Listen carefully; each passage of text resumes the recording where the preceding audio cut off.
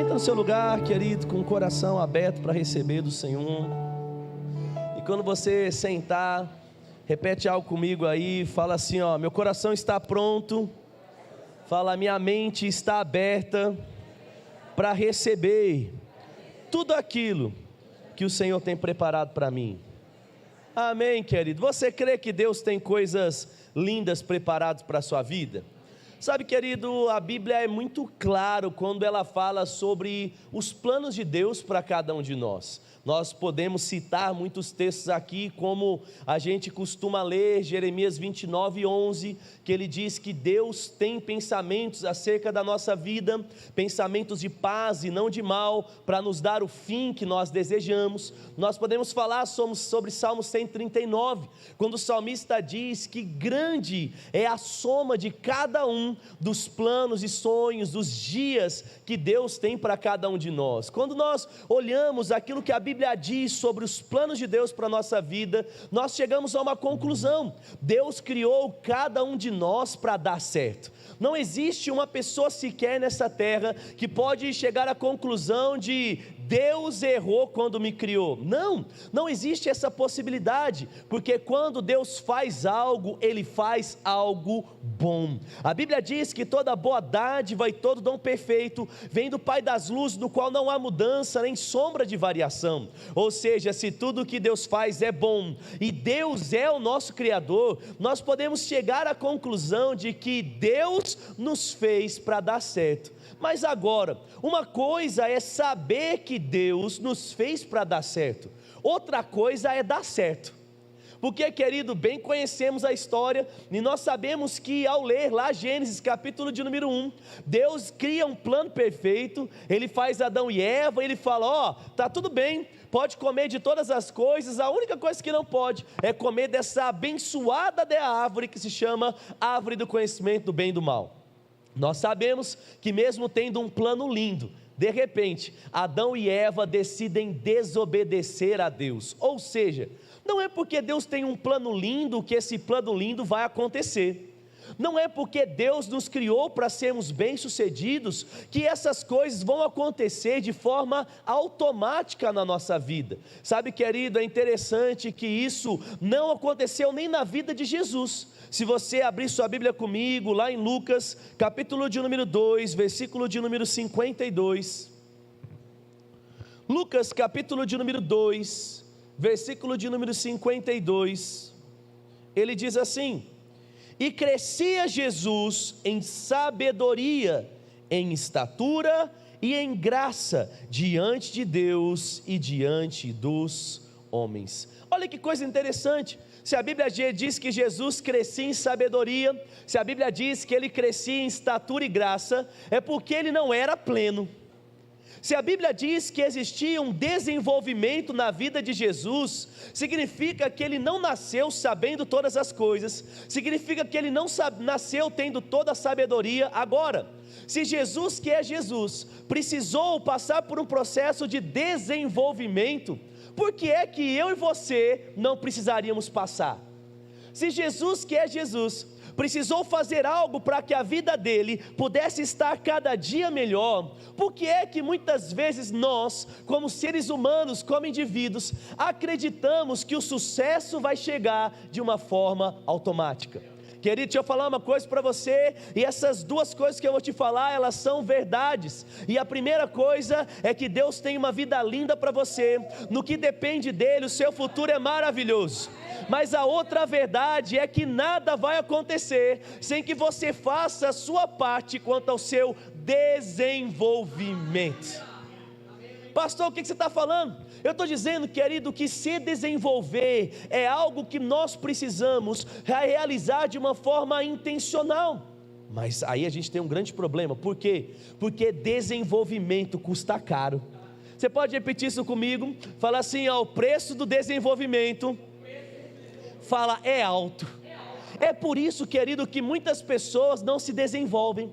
É por isso que muitas pessoas não conseguem crescer, é por isso que muitas pessoas não conseguem amadurecer, porque é muito mais fácil sentarmos numa cadeira esperando uma mágica acontecer, mas não é assim, querido. Se eu quero obter um diploma em uma faculdade, eu vou precisar renunciar a muitas coisas para estar durante 2, 3, 4, 5, 7, 10 anos estudando. Se eu quero de fato começar a trabalhar com algo, eu vou precisar fazer o Senai, eu terei que fazer um curso online, eu terei que fazer a minha especialização, talvez eu terei que abdicar de noites de sono, terei que viajar para outra cidade, mas sabe o que acontece, querido? O plano de Deus é tão grande, que Ele vai sempre requerer de nós esforço, Ele vai requerer de nós renúncia, Ele vai requerer de nós um desenvolvimento intencional. Se você abrir comigo agora em Provérbios, capítulo de número 6, Salomão fala sobre muitas verdades, e uma das verdades que eu mais gosto que ele fala aqui, é sobre as consequências daquele que vive uma vida preguiçosa. Querido, preguiça e cristianismo são duas coisas que não combinam na mesma frase.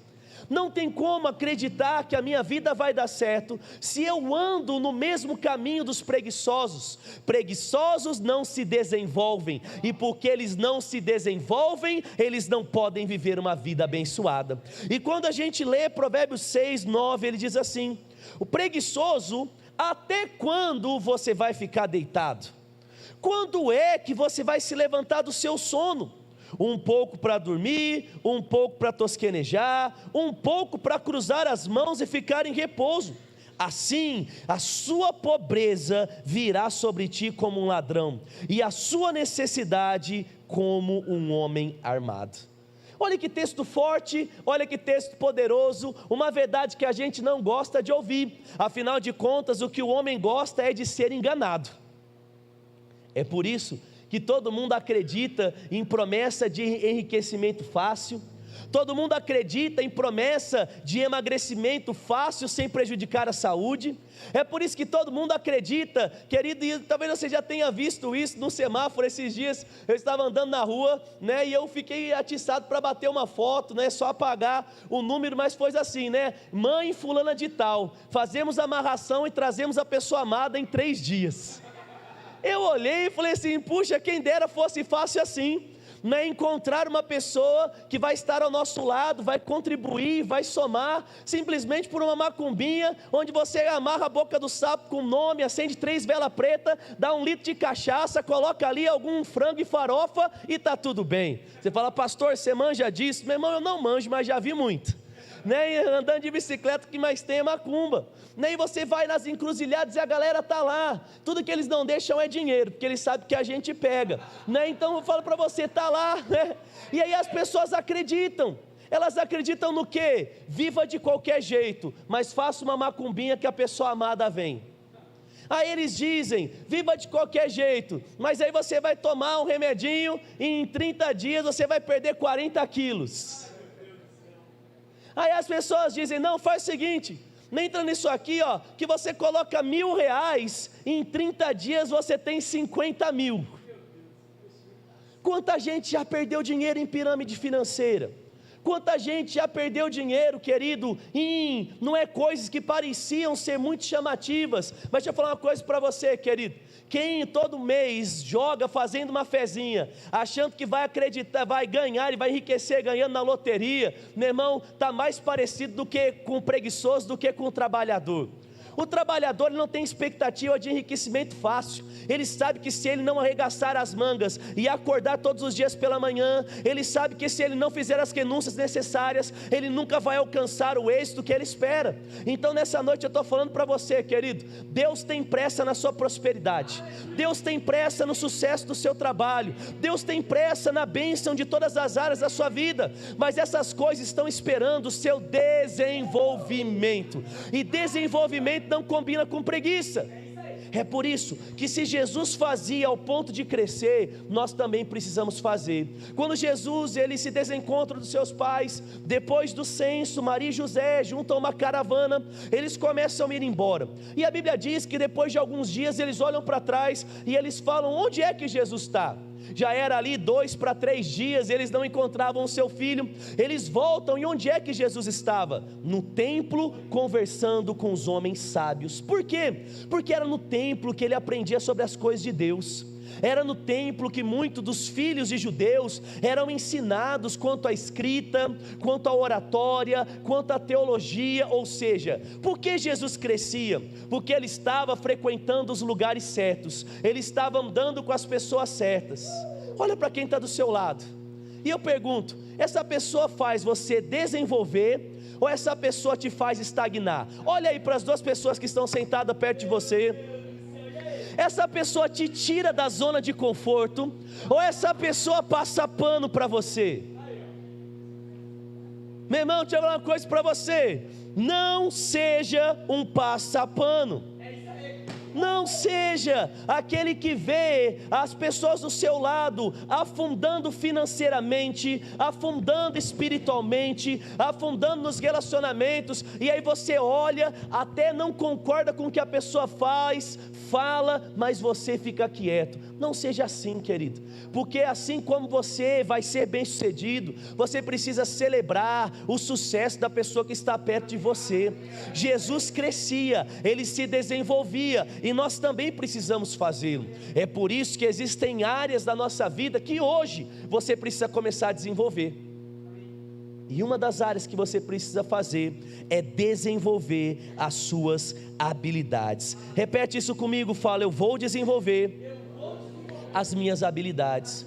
O que é que Deus espera de você? Eu sei que quando a gente fala sobre isso, é muito difícil chegar a um denominador comum, porque nós sabemos que Paulo fala em 1 Coríntios 14, que nós somos muitos membros, nós temos aptidões diferentes, nós temos chamadas diferentes, mas independente do que Deus te chamou para algo. Deus te chamou para ser bênção na vida de alguém, Deus te chamou para inspirar alguém. Sabe, querido, eu fico inspirado todas as vezes que eu ouço a história do Marcos Pontes. E se você não ouviu, eu faço questão de você acessar, querido, a internet e ouvir. Quando ele começa a falar, você olha e você percebe que ele não tinha nada de extraordinário. Ele não tinha nenhum dom muito diferente, ele não tinha nada que falasse assim: nossa, ele é um gênio. Mas sabe o que ele tinha? O entendimento, que se ele quisesse chegar em algum lugar, ele teria que fazer algumas renúncias, ele teria que estudar, ele teria que fazer aquilo que muitas pessoas não estão dispostas a fazer. O que é que você está disposto para fazer, para viver o melhor de Deus?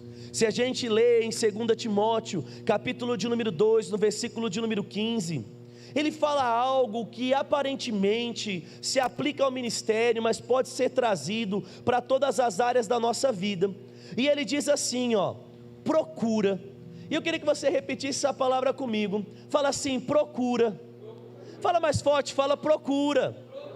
A gente ensina algo para a Anne, é uma frase que talvez você tenha ouvido muito dos seus pais, que é: quem procura, acha. Eu pergunto algo para você nessa noite: o que você tem procurado? Será que você tem procurado associações que vão produzir o seu desenvolvimento? Será que você tem procurado oportunidades de estudar e desenvolver as suas habilidades?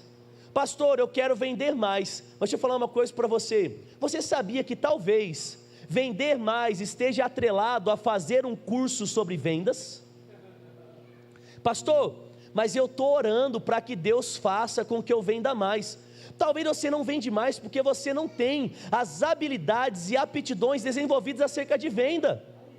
Talvez você não sabe como abordar. E aí você vai lá e eu falo para você: meu irmão, eu posso estar precisando de algo, muito algo, e a Kelly sabe disso, mas se eu entrar numa loja, o vendedor já chegar me atendendo com má vontade, eu não compro. Tem gente que chega lá e tem vendedor que demora para atender, eu não compro. Por quê? Porque, querido, se a pessoa ela não quer vender, eu não vou reafirmar uma atitude mediana ou ínfima que ela tem como um vendedor ruim. Pastor, o que é que você está dizendo? Sabe, irmão, se você quer vender mais, você precisa estudar sobre como vender mais. técnicas de abordagem dos seus clientes, você precisa aprender da importância do seu sorriso, você precisa saber que nos primeiros 30 segundos, aquilo que o seu corpo fala e aquilo que você fala ganha ou perde o seu cliente. Você precisa, querido, saber passar algo que é, querido, importante e deixar de lado aquilo que não é tão importante. Você precisa entender como reconhecer aquilo que o seu cliente quer e falar, querido, exatamente sobre aquilo que ele quer, não oferecer um produto que ele não está buscando. E tudo isso, queridos, são habilidades, tudo isso é técnica. Quem aqui já tentou instalar alguma coisa elétrica e sem querer querendo deu um curto ou levou um choque? Quem já passou por isso aí? Sabe, irmão, pode parecer algo simples, mas não é. E você sabia que uma instalação elétrica mal feita pode produzir curto numa casa? Você sabia que instaladores elétricos, eletricistas que trabalham bem, ganham muito dinheiro? Aí a pessoa fala assim: ô louco pastor, tem eletricista que ganha muito dinheiro? Tem. Tem manicure que ganha muito dinheiro? Tem. Tem pessoal que mexe com mídia social que ganha muito dinheiro? Tem. Sabe, querido, em todas as áreas existem pessoas que ganham muito, mas também existem pessoas que sobrevivem em seus meios.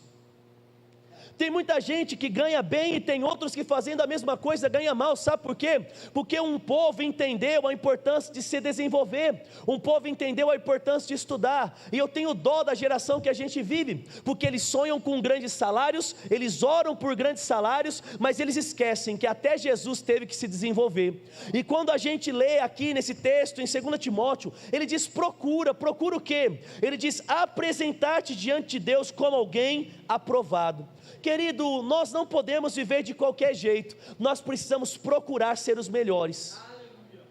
Quando você vai ser operado por alguém, o que é que você busca? Você vai lá e fala quem é o melhor na área, é assim ou não é? Você pergunta para as pessoas quem é o especialista, mas aí o que acontece? Eu falo para você, meu irmão, cada vez está mais difícil e vai ficar mais difícil você encontrar bons médicos. Porque cada vez mais na faculdade de medicina a galera só está querendo encharcar e usar droga, não é verdade? Eu sei como o negócio funciona lá, né? Aí eu só ouço a galerinha contando, e eu falo para você, querido, sabe qual é o discurso do estudante de medicina? É assim: preciso curtir muito o meu tempo de faculdade, porque depois que acaba a faculdade, acabou a minha vida. É isso ou não é? Não, parece que eu estou fazendo medicina, já posso dar aula lá, né? Me leva lá, é isso aí. Conversando com as pessoas é isso, porque eles sabem que depois é plantão atrás de plantão, e aí dorme dentro do hospital e trabalha, meu irmão. Vida de médico não é uma vida fácil se você quer ser um bom médico. Aí o que acontece? Um monte de açougueiro, porque na hora de aprender sobre as coisas, não sabe, não aprende, porque estava encharcado e ressaca do dia anterior, e aí vai lá tendo que fazer as coisas. A gente está diante de uma geração, infelizmente até uma geração de crentes, que estão orando muito, mas estudando pouco. Olha para quem está do seu lado e fala: aí vai ter que voltar a estudar, fala para ele aí.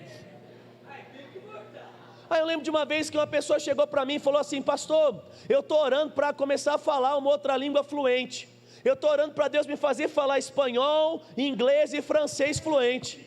Aí eu falei: você já está fazendo aula? Não. Eu falei: você nunca vai falar. Aí a pessoa chega lá e fala assim: pastor, mas que homem sem fé é isso? Meu irmão, não é um homem sem fé, é um homem que entende os princípios.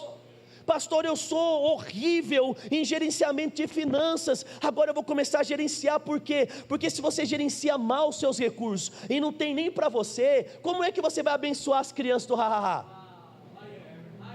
Meu irmão, essa semana o caixa do ha-ha-ha zerou. O seu Marcos chegou para mim e falou assim: pastor, tem uma notícia. Eu falei: qual? Estamos com 0 no caixa do ha-ha-ha. Aí eu falei: sério? Ele falou: e aí? Eu falei: tá tudo bem, cara. Ele falou assim: Deus vai levantar pessoas, Deus vai levantar portas, Deus vai fazer coisas. Sabe, querido, é por isso que eu estou aqui falando para você: o seu desenvolvimento já está atrasado. Você precisa prosperar mais financeiramente, você precisa prosperar mais espiritualmente, você precisa prosperar mais em todos os aspectos. Você precisa ser o especialista da advocacia, o especialista da medicina, o especialista em todas as coisas. Por quê? Porque Deus precisa de referenciais. O plano dele exige uma renúncia, porque ninguém fica bom sem renúncia. É difícil, meu irmão. Sabe essa história de que a vida é dura demais? Sabe, eu estou cansado de algumas coisas, de fato, meu irmão. E eu estou cansado de ter que falar a mesma coisa para esses adolescentes no telinhas. E agora eu quero falar para você que é pai. Pai, não engane o seu filho acerca da vida real. A vida é dura, meu irmão. E se você dá tudo que o seu filho quer, ele vai ter uma expectativa errada de um mundo socialista, onde ele pode ficar em casa e o outro vai se matar de trabalhar, mas no fim do mês a gente vai fazer 50-50, e metade do salário para cada um. Isso não existe. Existe algo que a Bíblia chama de semeadura, ou lei da semeadura. Se a gente fosse falar sobre uma linguagem um pouco mais cotidiana, podemos falar sobre meritocracia, onde tudo aquilo que você faz, você tem, e aquilo que você faz, você não é digno de ter. E conversando com os adolescentes, como eu disse para você que eu estou cansado, eu só chego para os adolescentes e eles falam assim: estou cansado. Quem sabe o que eu estou dizendo aí? Você chega para o adolescente e ele está lá: estou cansado. Eu falo: está cansado do quê? Hoje a escola foi difícil. O que você fez? Ai, pastor, eu acordei cedo, acordei 6:30 da manhã, porque eu entro às 7. Aí eu tive aula até 12:30, e aí depois eu tive que chegar em casa e ajudar a lavar a louça. Nossa, que vida difícil. O que você fez depois? Dormi até 6 horas da tarde. E agora? E agora eu tenho que fazer tarefa. Quanto tempo? 15 minutos. Oh, meu Deus, se eu pudesse ter uma cinta. Sabe, irmão, vida fácil. Aí eu mesmo conversando essa semana com eu falei: deixa eu te contar uma coisa, como foi parte da minha adolescência. Eu acordava antes das 5:30 da manhã, porque o primeiro busão do rádio passava às 5:30. Eu pegava o primeiro busão, 5:30, porque eu tinha que descer no centro da cidade, e pegar um outro para ir lá perto da Unip, porque eu tinha que entrar no trabalho 7 horas da manhã, e não tinha muito busão. Então eu chegava 6:30 da manhã no trabalho, eu ficava dormindo na frente 30 minutos. Saía 11 horas do trabalho, pegava o ônibus 11:15, se eu perdesse o busão, estava enrolado. Chegava no centro da cidade, eu tinha que subir no restaurante Maravilha, não sei se vocês já comeram lá, embaixo ali daquela igreja católica, e aí eu comprava uma Marmitex Mini, porque era só o que tinha dinheiro para fazer. Eu já deixava combinado e ficava pronto, porque eu tinha que subir correndo para o Senai, e eu entrava no Senai 12:30. Eu tinha de 10 a no máximo 15 minutos para comer todos os dias. Eu sentava e eu engolia comida, e aí já escovava, colocava a roupa e ia estudar. Saía do Senai 5 e pouco, pegava um busão, ia para casa, era o tempo de tomar banho, pegar o material e voltar para o centro da cidade, para a escola. Saía 10 e pouco, chegava em casa 11 e pouco, ia dormir perto da meia-noite para acordar às 5 da manhã. Aí a pessoa ficou olhando para mim, e eu peguei e falei: eu estou vivo. Aí você fala assim: o povo está disposto a fazer isso hoje? Não. Sabe quando é que esse tipo de geração vai viver o melhor de Deus? Nunca. Sabe quando é que os planos de Deus vão acontecer de uma forma plena? Nunca para essas pessoas. Por quê? Porque exige renúncia. A Bíblia mesmo está dizendo: procura. Quem procura? Eu, você. Como? Através de cursos, através de associações, desenvolver as nossas habilidades, meu irmão, faz parte do plano de Deus para a nossa vida. E quando eu falo sobre habilidades, é a habilidade de ser um marido melhor, porque talvez você não sabe ser um marido melhor, né? E eu falo para você, querido, obrigado. Olha que legal, o cara desligou a música do busão ali, porque passou na frente da igreja, deve ser crente, né? Que Deus multiplique ele, aí ele para de trabalhar com isso aí, porque ninguém merece ficar ouvindo o bonde do Tigrão, né? Aí você vai lá, não, sério, meu irmão, fica porcaria, desde ontem tá passando aí. Aí fala: olha que legal, o cara abaixou, muito legal. Depois vão dar os parabéns para ele, mas você não vai andar no busão, tá bom? Você pode dar uma oferta para ele, porque senão tem gente: não, pastor, vim dar os parabéns, já andei no busão e tal, não sei o que, cantei só as cachorras. Não, meu irmão, você não vai fazer isso, amém? Isso não é coisa de crente, né? Mas vamos voltar para cá. Sabe, querido, você precisa entender que talvez vai exigir voltar a estudar, talvez vai exigir conexões, talvez você olha para sua esposa e pergunta para a esposa: você acha que eu sou um bom marido? Aí sua esposa fala assim: puxa, eu acho que você poderia ser um marido melhor. Aí ele vai falar assim: mas do que eu poderia melhorar? Ah, você poderia me ajudar nisso. Aí você fala assim: quem é que pode me ajudar nessa área? Aí você trabalha em algum departamento da igreja, você vai chegar para o líder, fala assim: cara, minha esposa falou que eu sou o gastão de casa, e eu estou acabando com as nossas finanças, o que eu posso fazer? Talvez o seu líder é muito bom em gerenciar recursos. Aí o seu líder vai falar: cara, vamos fazer isso. Aí você pode pegar pessoas que podem te ajudar. Você pode perguntar para o Felipe, que manja dos Paranauê, pode perguntar para o Marcelão, você pode perguntar para outras pessoas, né? E eles vão falar: ó, faz uma planilhinha. Eles vão falar assim: ó, gasta isso, 80% do seu salário, vai colocar esses 10 aqui, os outros 10 lá, e desses 80 vai gastar assim. Aí você fala: nossa, é simples assim? É simples na teoria, mas desafiador na prática. E aí agora você começa de fato a fazer, né? Aí você vai lá e fala: nossa, pastor, estou 6 meses tentando. Sabe, querido, não tenta só não, continua, persevera, porque uma hora você vai fazer. Sabe, não desiste, porque você tentou uma vez e não deu certo, continua. E aí talvez você vai lá, e aí você fala algo para sua esposa, e você fala assim: nossa, amor, uma das coisas que para mim eu gosto demais é comida, e eu sofro há 15 anos no nosso relacionamento, né? Aí você fala: porque viver de iFood não é vida para ninguém, né? Sabe, irmão, você fala assim: pastor, mas se eu tiver esse diálogo, acaba o meu casamento. Sabe, querido, talvez se você não tiver, o seu casamento é aí que vai acabar. Porque você, querido, está fingindo que está tudo bem, e ela também não dá certo. Então ter diálogos claros vai fazer com que você possa se ajustar, vai fazer com que você possa desenvolver habilidades. E aí que você pode se matricular num curso de culinária. Pastor, mas você precisa de tudo isso? Quanto vale o seu casamento?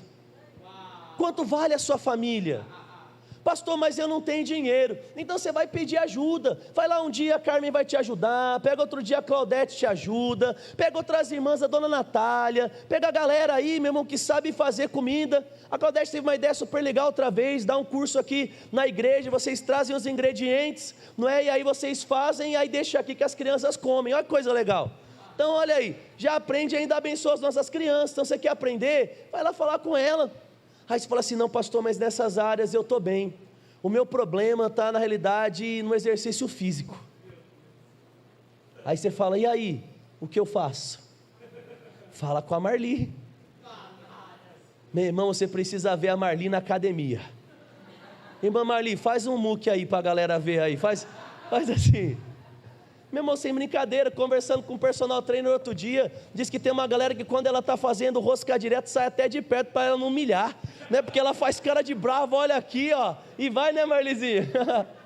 Brincadeira, a Marlizinha está feliz, porque ela arrumou o pulso, agora pode voltar a treinar. Isso aí, Marlizinha, olha, tá tomando whey protein, daqui a pouco vai virar o Hulk, né? Isso aí, irmão. Aí você fala assim: pastor, eu tenho problema, não com o exercício, mas eu tenho problema de saúde, eu tenho outros problemas fisiológicos. Pastor, minha vida está com um pouco de problema porque eu estou com situações sexuais, estou com problema de disfunção. Pastor, mas isso aí é problema? Você tem que treinar essas habilidades também, sabia disso? Porque, querido, o bom exercício de tudo na sua vida, né? Tem gente que fica com vergonha quando eu falo sobre isso. Aí você vai procurar ajuda, sabe, pode procurar um médico, pode falar com o seu líder. Você fala: pastor, mas o líder vai poder me aconselhar? Vai, se ele não puder, ele passa para outro líder. Se ele não puder, eu ajudo. Se a gente não puder, aí, meu irmão, você vai atrás do médico, porque aqui a gente não faz esse tipo de imposição de mãos, né? Então você vai lá. A Kelly está me olhando aqui, eu vou apanhar hoje, né? A gente vai lá, ai, meu Deus, né? Vamos lá. Deixa eu voltar aqui, porque eu não quero apanhar não, amém? Amém, irmãos? Mas por que eu estou falando de uma forma descontraída para você? Gente, não existe essa mentira que muitos estão acreditando. Sabe, nós precisamos desenvolver tudo na nossa vida, desenvolver as nossas habilidades, mas também desenvolver o nosso caráter. Você sabia disso? Sabe, ninguém, querido, nasce perfeito. Ninguém do dia para a noite se torna uma pessoa que fala 100% de verdade, que honra todos os seus compromissos. Sabe, eu já falei isso para você várias vezes. Cada vez mais as pessoas, elas compram e não pagam. Talvez você foi assim um dia da sua vida, mas agora você está chegando em uma igreja que para a gente não está tudo bem você comprar e não pagar. Sabe, nós acreditamos, querido, em crentes que compram e pagam.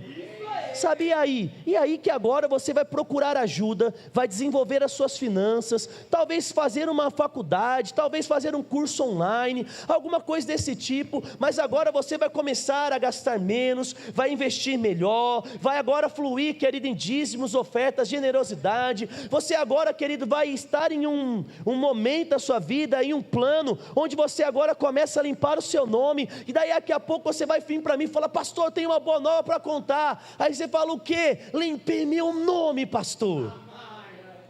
Sabe, irmão, aí a gente vai lá e queima o seu cartão de crédito para fazer um churrasco, né? Brincadeira, a gente não faz isso, porque você foi lá, querido, e agora limpou e conseguiu. O que é isso? Desenvolveu valores. Sabe, você desenvolveu caráter, agora você desenvolveu uma visão. Sabe, querido, Deus, como eu disse para você, tem planos grandes, mas você precisa agora sonhar e agir na mesma dimensão e proporção desses planos e sonhos. Não se veja pequeno. Pastor, você está querendo dizer que Deus não quer que eu fique só ganhando um salário mínimo? Exatamente isso, meu irmão.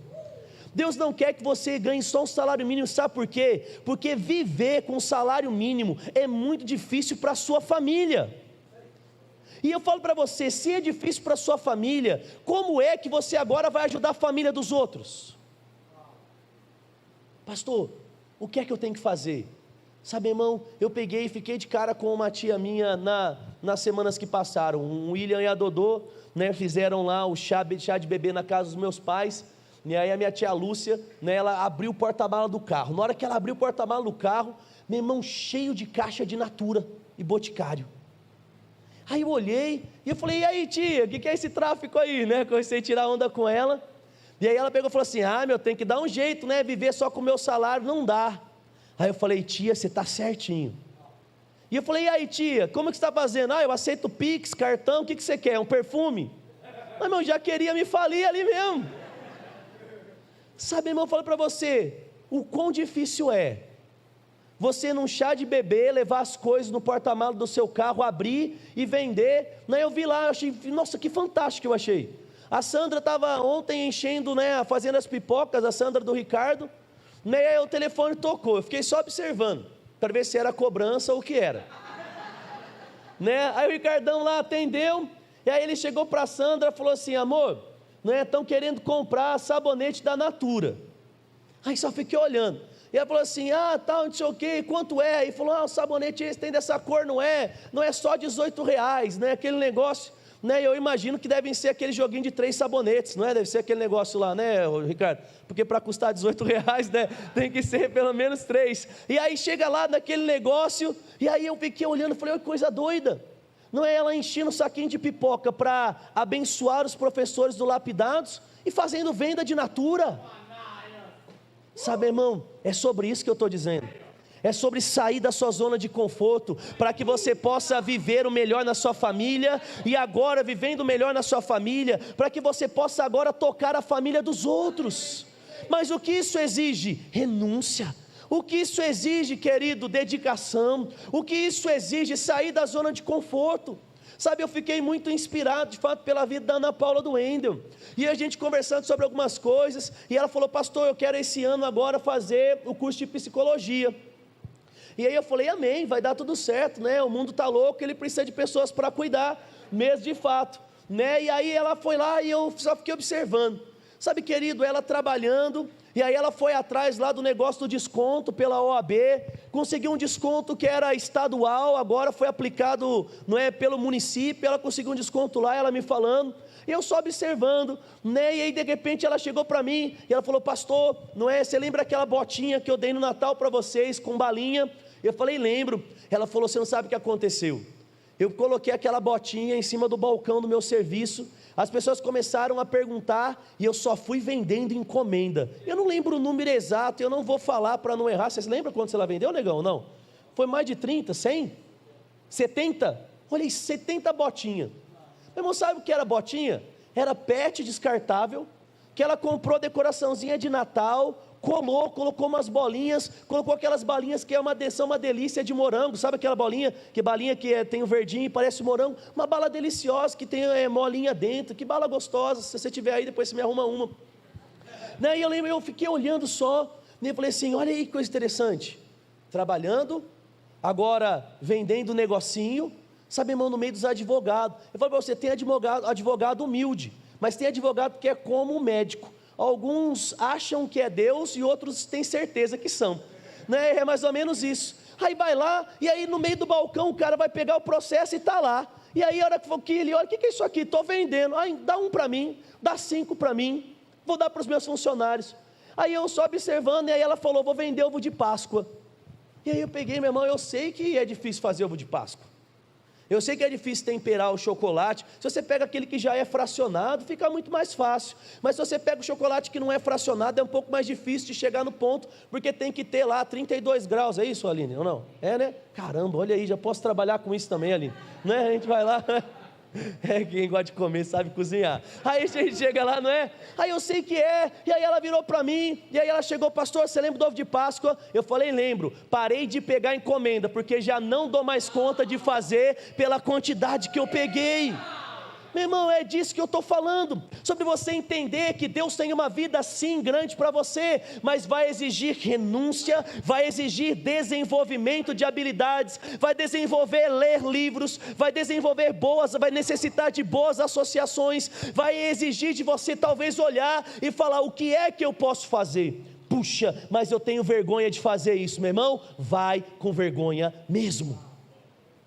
Sabe, eu olhando e vendo coisas, a Rose lá abriu, não é, o comércio dela, e aí fazendo live lá para vender roupa, e aí eu olhando, querida, aquele negócio, né, e a Rose tem algumas coisas é extrovertida, mas outras coisas tem timidez, não tem, Rose? Tem que vender, e estava lá falando, e ela é minha irmã, e aí eu falo para você, uma hora mais pessoas assistindo, outra hora menos pessoas assistindo, mas sabe, irmão, não importa, porque tudo tem um começo. Sabe, se ela perseverar nisso, daqui a pouco, querida, as vendas via Instagram vão aumentar, e daqui a pouco é ela que vai estar abençoando o ha-ha-ha aí, querido, e mantendo as nossas crianças. Por quê? Porque tudo tem um começo. É difícil? É, mas existe graça sobre a sua vida, irmão. Existe graça para voltar a estudar, existe graça para você agora começar a trabalhar mais, existe graça para fazer coisas extras, existe graça para romper limites. O que é difícil? Então as pessoas ficam falando para você e falam assim, não vai dar, não vai dar. Ei, meu irmão, para crente nada é impossível. Sabe, você precisa, querido, ir, você precisa de fato fazer, e você precisa acreditar, porque sabe por quê? Sempre vão ter pessoas, querido, que vão jogar contra você. A vida, na maioria das vezes, vai jogar contra você. Diagnósticos vão jogar contra você. O medo às vezes vai vir, vai jogar contra você. Sabe, eu lembro quando o Lucas sofreu o acidente do negócio da coluna, né? E eu lembro que na hora que eu fiquei sabendo, eu orei e falei assim, pai, que isso não afete a carreira dele. E eu fico imaginando, não sei se aconteceu isso, Lucas, mas talvez pessoas ou pensamentos devem ter vindo, nunca mais vai pilotar. Deve acontecer isso ou não? Eu lembro que quando eu perguntei para ele aí como foi pilotar a primeira vez, né, ele falando das dores, desconfortos, e eu acredito que até hoje, quando talvez deve acontecer algum voo diferente, coisas devem vir à cabeça, ou dores devem vir. Deixa eu falar uma coisa para você, querido, ele poderia ter dado por desistido, e falar, puxa, tive que colocar um pino na minha coluna, agora eu não piloto mais. Como acontece com muitas pessoas, quando um problema vem, elas agora ficam travadas. Lutadores de UFC não lutam, muitos deles, por causa de problemas que tiveram.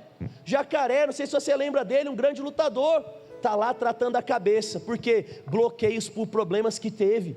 Tantos outros lutadores, meu irmão, o que é que tem te parado? O que é que tem acabado com a sua vida? Será que foi um acidente físico? Será que foi um acidente mental? Será que foi um acidente dentro do ministério? Ei, querido, nada é tão grande o suficiente para parar aquilo que Deus tem para você. É por isso que nessa noite, querido, eu quero resumir te falando algo. Chegou o tempo de sair da sua zona de conforto. Chegou o tempo de fazer aquilo que você sabe que tem que fazer. É fácil? Nunca foi e nunca será. Vai doer? É claro. Algumas vezes você vai sentir que você está remando contra a maré. Muitas. A sua cabeça vai jogar contra, sempre. O seu corpo vai te sabotar quase todo dia. Mas sabe, querido, você precisa continuar. Você precisa perseverar, porque o tempo passa. E se você não faz o que você tem que fazer, tudo que sobra é arrependimento. Eu não tenho arrependimento desse exemplo que eu vou te dar para finalizar, Mas eu vou te falar algo. Eu lembro, querido, que eu comecei a fazer kickbox. E na época que eu comecei a fazer kickbox, o Bola também estava começando. Sabe, querido, e a gente estava lá nas mesmas faixas, a gente na faixa amarela, e aí passou para a faixa laranja, e sabe o que aconteceu? Eu parei. Nunca mais fui. Outra hora fui para ganhar lá a competição da Herbalife, para perder uns quilos, ganhei a competição, parei de novo. Sabe, irmão, o Bola hoje é faixa preta de kickbox e está indo para o 2º Dan. Irmão, eu comecei junto com ele, e eu poderia estar indo também para o 2º Dan de faixa preta, mas sabe o que aconteceu? Eu parei. Deixa eu falar uma coisa para você. Quando você para, as coisas na sua vida deixam de acontecer. Sabe, o tempo inevitavelmente ele vai passar. E eu não sei, querido, quantas coisas na sua vida deixaram de acontecer. Talvez algumas coisas elas passaram tanto tempo que hoje você tem vergonha de voltar a fazer algumas coisas. Sabe, querido, não temos mais tempo para ser vencido pela vergonha. Talvez você abandonou sua escola, e aí você parou lá no 2º colegial, ou então parou na 6ª série, e eu sei que é muito desafiador entrar no SEJA, no EJA, ir lá e fazer a prova lá no antigo CESUB para pregar o seu certificado. Mas ei, se isso te impede de fazer um outro curso, o que você está esperando para ir lá e fazer o seu certificado? O que você está esperando para ir lá e concluir? Sabe, irmão, eu lembro do Joãozinho. O Joãozinho não está aí hoje, aí ou não? Não, o Joãozinho não está, ele estava quinta-feira, ele passou aí de manhã. Meu irmão, eu lembro que quando eu cheguei 12 anos atrás nessa igreja, o Joãozinho era analfabeto. E eu cheguei aqui já, o Joãozinho devia ter 120 anos, eu acho, né? Sem brincadeira, o Joãozinho devia ter uns 60 naquela época, ou 60 e alguma coisa. Eu acho que ele tem 70 e alguma coisa. Quantos anos o Joãozinho tem, Claudete? 74, 5?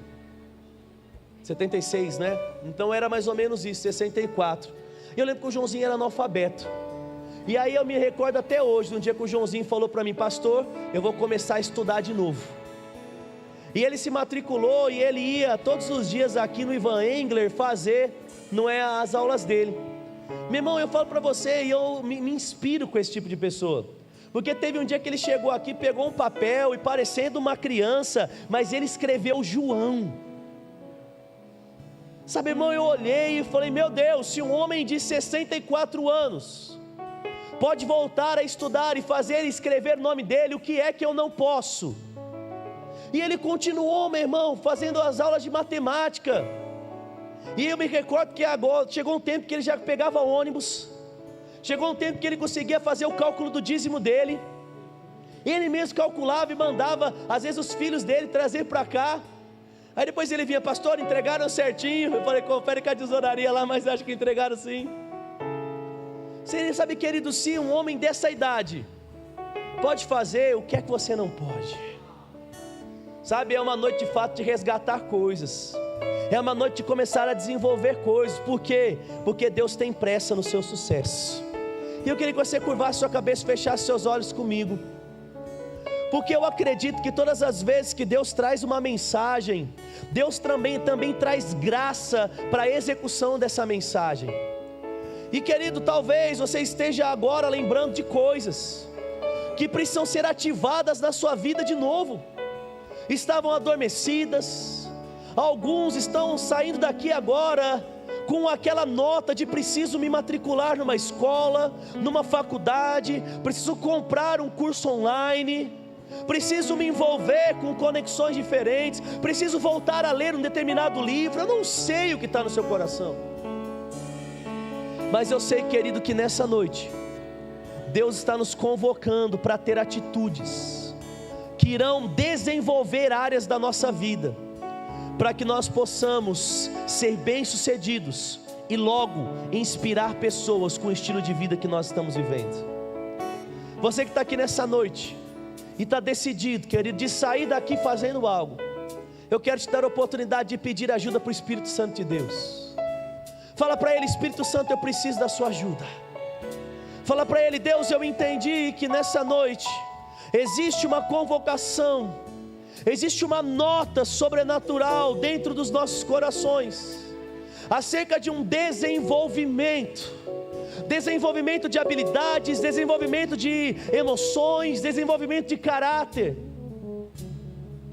Pai, eu oro juntamente com cada um dos meus irmãos, e a começar de mim, eu oro para que o Teu Espírito, Pai, me ajude e ajude os meus irmãos, para colocar em prática tantas coisas que nós temos deixado de lado, temos sido vagarosos na execução, temos tido medo, vergonha, e deixamos que a timidez, Pai, tenha nos parado até aqui, mas hoje não mais, porque nós vamos contar com a graça e o favor do Senhor para fazer. Pai, nos ajuda a não ficar vivendo a mesma vida dentro de uma mediocridade ou de uma bolha de pensamentos pequenos, rasos, quando existem coisas profundas para serem vividas. Eu oro, Pai, por acelerações chegando na vida de cada um de nós, para que nós possamos agora, ao obter resultados, tocar vidas de pessoas com resultados. Pai, nós não iremos mais passar necessidade financeira, porque existe mais para fazer. Pai, nós iremos ter para nossa casa, mas nós iremos ter para abençoar a vida dos outros. Nós iremos, Pai, ser a resposta para a necessidade das crianças do Hahaha, para as famílias dessa igreja. Pai, vai sobrar. Iremos ser tão bons nos nossos empregos, que nós iremos ser disputados por empresas, iremos receber promoções salariais, iremos vender mais, iremos ser procurados por pessoas, Pai, que agora querem ter aquilo que produzimos. Os melhores, é assim que seremos conhecidos, é assim que seremos levantados.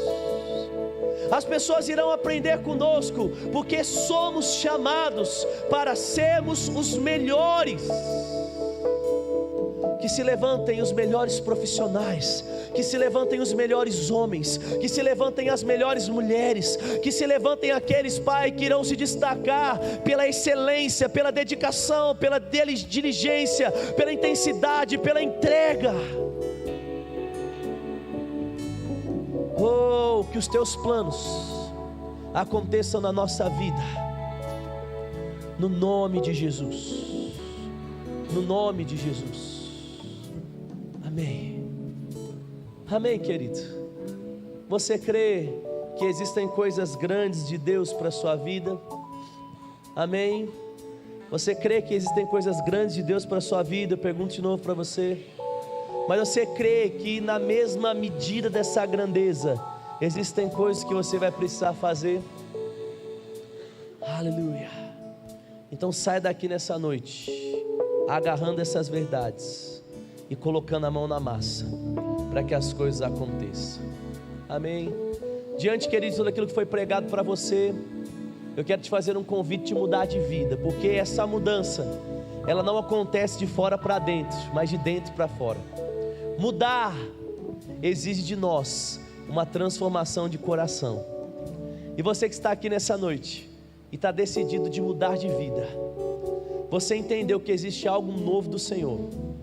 Sabe, querido, eu quero que você levante sua mão, que eu quero orar por você. Você que quer entregar o seu coração para Jesus, você que quer mudar de vida hoje, ou se achegar, você sente que você está distante do Senhor e hoje você quer vir para perto.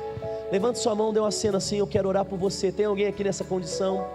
Você que entendeu a mensagem de uma oportunidade de mudança, você que quer mudar a sua história, dê uma cena assim com a sua mão, que eu vou orar por você. Tem alguém aqui nessa noite? Glória a Deus, querida. Eu queria que toda a igreja ficasse de pé. Você pode fazer isso? E eu queria que você viesse aqui pertinho de mim. Você pode vir? Fica aqui, ó, virada para mim, fazendo favor. Se tem mais alguém, querido, sai do seu lugar e vem aqui. Eu quero orar por você. Você que está aqui nessa noite, você diz: pastor, eu estou pronto para mudar de vida, eu estou pronto para escrever uma nova história. Corre para cá, como essa irmã teve coragem. Como que é seu nome? como a Deise, querido, deu o primeiro passo para mudar de vida, hoje é a noite de mudar a sua história. Corre para cá, tem mais alguém, querido, eu vou orar por ela. Eu quero também aproveitar e desde já orar por você. Você que quer entregar sua vida para Jesus ou quer se aproximar de Deus, vem para cá, querido, perto da Deise. E aí, como você está? 100% na bênção? Bom demais. Glória a Deus. Estende suas mãos para cá, irmãos. Vocês aqui fechem os olhos, repitam uma oração comigo. Diga assim: Deus, nessa noite eu te entrego a minha vida, eu te entrego o meu passado para construir uma nova história. Eu reconheço o Senhor como meu Deus, Jesus como meu Salvador, e eu tomo posse da graça que vai me capacitar a mudar de vida, escrevendo uma nova história. Eu me consagro ao Senhor, no nome de Jesus, amém. Fica com os olhos fechados, deixa eu orar por vocês. Pai, é no nome de Jesus que eu coloco a vida dos meus irmãos diante do Senhor, e eu declaro mesmo, Pai, uma graça e um favor vindo sobre eles, para escrever uma nova história, que a partir de hoje, eles contem com a graça, com o favor do Senhor, para que eles possam acertar onde estavam errando, e assim, Pai, eles sejam bem-sucedidos, eles prosperem em tudo que impuserem as mãos, para que eles sejam bênção em tudo aquilo que o Senhor sonhou para eles, no nome de Jesus, amém. Uma vida linda está esperando vocês, e tudo que vocês precisam é agora colocar a mão na massa, seguir cada uma das instruções que nós vamos trazer para vocês. E aí eu queria só pedir uma coisa para vocês, né? Eu queria que vocês pegassem os pertences de vocês, e eu queria que vocês acompanhassem aqui, ó, a Veruza e o Marcelo.